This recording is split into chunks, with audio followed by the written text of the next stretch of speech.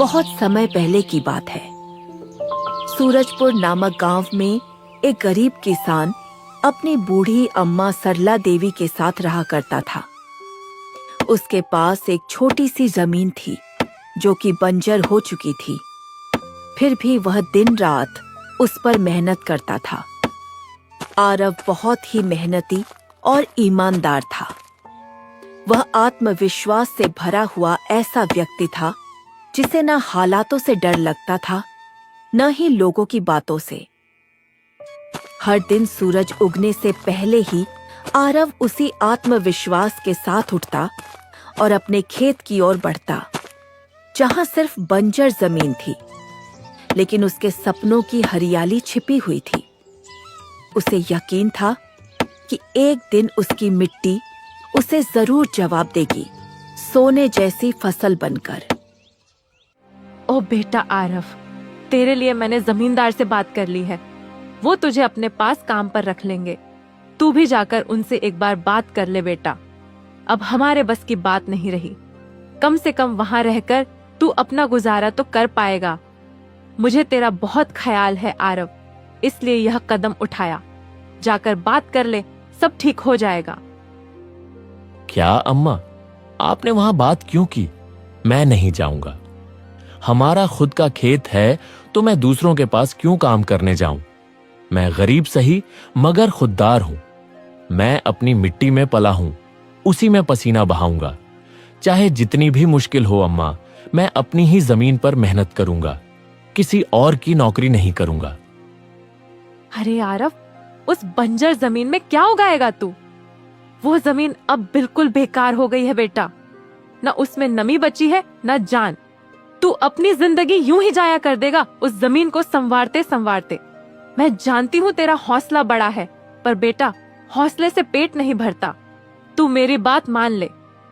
वो जमींदार कम से कम तुझे रोज की रोटी तो देगा। अपनी जिद छोड़ दे बेटा, तू थक जाएगा, पर वो जमीन कुछ नहीं देगी तुझे। अरे अम्मा, आप बेकार में ही इतनी परेशान हो रही हैं। देखना, एक दिन मैं इसी जमीन से सोना निकालूंगा। यह जमीन ही हमारी सबसे बड़ी ताकत बनेगी।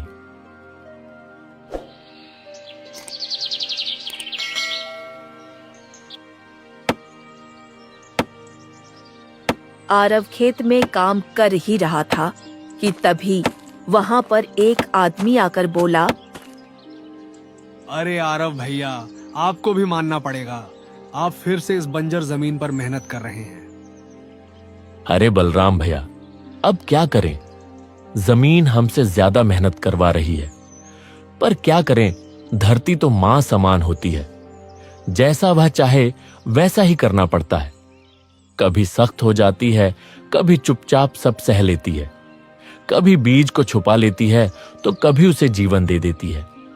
हम तो बस उसके बच्चे हैं जो उसके हर रंग को अपनाना जानते हैं। थक तो जाते हैं भैया, पर जब मिट्टी की खुशबू आती है ना, तो सारी थकान उतर जाती है। उम्मीद है यह मां हमें खाली हाथ नहीं लौटाएगी। बस थोड़ा और सब्र, थोड़ा और विश्वास। आप जैसा मूर्ख तो मैंने आज तक नहीं देखा भैया। क्या सोचते हो आप, दुनिया कहां से कहां पहुंच गई और आप अब भी उसी बंजर जमीन से उम्मीद लगाए बैठे हैं। आरव के पास उस आदमी की बातों का कोई जवाब नहीं था। वह वहां से अपने घर चला जाता है। जब दोपहर को आरव थक हार कर घर पहुंचता है तो देखता है कि सरला देवी बुझे हुए चूल्हे के पास चुपचाप बैठी है। क्या हुआ अम्मा, तुम ऐसे क्यों बैठी हो? खाना क्यों नहीं बनाया? क्या बात है? बेटा, चूल्हा जलाने के लिए लकड़ियां नहीं है, इसलिए चूल्हा कैसे जलेगा? बस इतनी सी बात है अम्मा, मैं अभी जाकर लकड़ियां ले आता हूं। आरव लकड़ियां लाने जंगल चला जाता है। धूप तीखी थी, थकान पहले से ही बदन में समाई हुई थी, फिर भी उसके कदम रुकते नहीं हैं। जंगल में पहुंचकर वह इधर उधर देखता है फिर एक सूखा पेड़ चुनता है और लकड़ियां काटने लगता है। लगा रहे आरव, पता नहीं कब किस्मत साथ देगी तेरा। इतनी खराब किस्मत भगवान ने हमें ही क्यों दे दी। चलो लकड़ियां तो काट ली, अब देर नहीं करनी चाहिए, अम्मा इंतजार कर रही होंगी। आरव लकड़ियां लेकर घर जाने लगता है। गठरी सिर पर रखे तेज कदमों से बढ़ रहा था कि तभी मानो सूरज की सारी तपिश एक साथ आरव पर ही बरस पड़ी हो। एक पल पहले तो ठंडी हवा चल रही थी और अब सूरज देवता तांडव करते नजर आ रहे थे। आरव की आंखें धूप से जल रही थीं, हाथ कांप रहे थे। पर तभी उसे दूर एक झोपड़ी दिखाई देती है। वह गठरी को कसकर पकड़ किसी तरह झोपड़ी के पास पहुंचता है। आरव देखता है एक बूढ़ा व्यक्ति झोपड़ी के कोने में बैठा हुआ है।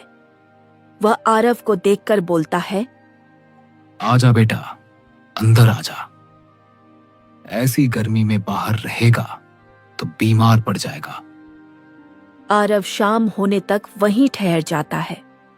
थोड़ी देर बाद शाम हो जाती है और सूरज की तपिश कम हो जाती है। ठीक है काका, अब मैं चलता हूं। शाम हो गई है, अम्मा भी मेरा इंतजार कर रही होंगी। आपका बहुत बहुत धन्यवाद। ठीक है बेटा, तुम अब जाओ जल्दी से, कहीं अंधेरा ना हो जाए। आरव लकड़ियां लेकर घर लौट आता है। तभी वह देखता है कि उसके घर पर कौशल्या चाची आई हुई हैं। ओ आरव, मैंने तेरे लिए एक लड़की देखी है। मेरी मान, तो कोई बढ़िया सा काम देख ले बेटा, क्योंकि कोई भी बाप अपनी बेटी ऐसे लड़के को नहीं देगा जो मेहनत तो बहुत करता है, लेकिन एक ऐसी बंजर जमीन पर जिसका कोई फायदा नहीं। अरे काकी, क्या तू भी? अभी मैं शादी नहीं करूंगा। पहले कुछ कमा लूं, कुछ बचा लूं, थोड़े पैसे जोड़ लूं, तब शादी करूंगा। ऐसे ही बोल देने से थोड़े हो जाएगी शादी। घर चलाने के लिए सिर्फ दुल्हन नहीं, रोटियां भी चाहिए, छत भी चाहिए। बेटा, बात तो तेरी ठीक है, लेकिन उम्र भी तो निकलती जा रही है। तू क्या सारी जिंदगी कुंवारा ही रहेगा? कब तक तू उस बंजर जमीन पर फावड़ा चलाता रहेगा आरव? होना तो वहां कुछ है नहीं। और तेरी अम्मा क्या मरने के दिनों तक खाना बनाएगी? छोड़ दो ना काकी, तब का तब देखेंगे। और तुम देखना, एक दिन यही मेरी जमीन पूरे सूरजपुर में सबसे ज्यादा उपजाऊ होगी। अच्छा, मैं चलती हूं। इस मूर्ख को समझाना मतलब अपना सर पत्थर पर मारने जैसा है।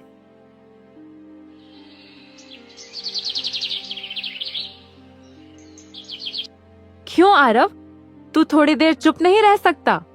पता नहीं उस जमीन से तुझे क्या मिलेगा। क्यों उसके पीछे पड़ा है यूं जान देकर? ले, खाना खा ले और थोड़ा आराम कर ले।